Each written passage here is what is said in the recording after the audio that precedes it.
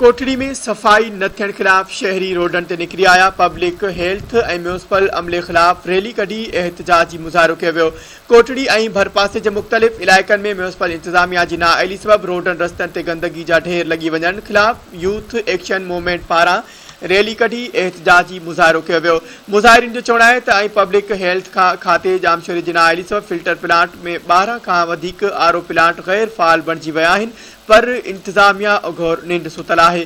उन मौक़े ते यूथ एक्शन मूवमेंट कोठड़ी जे अॻवाननि जे MGM ख़ासकेली नईम अबड़ो, मज़हर अब्बासी ऐं अमानुल्ला बुर्डो समेत ॿियनि मीडिया आॾो दाईंदे चयो त कोठड़ी शहर जे मुख़्तलिफ़ इलाइक़नि में गंदगी जो आज़ार वधी वञण सबबि मुख़्तलिफ़ बीमारियूं कर खणी रहियूं आहिनि। हुननि चयो त गंदगी ऐं पाणी जी साफ़ न फ़राहमी लाॻापियल खातनि जे दरख़्वास्तूं ॾिनियूं वयूं आहिनि, पर को बि नोटिस न वरितो वियो आहे।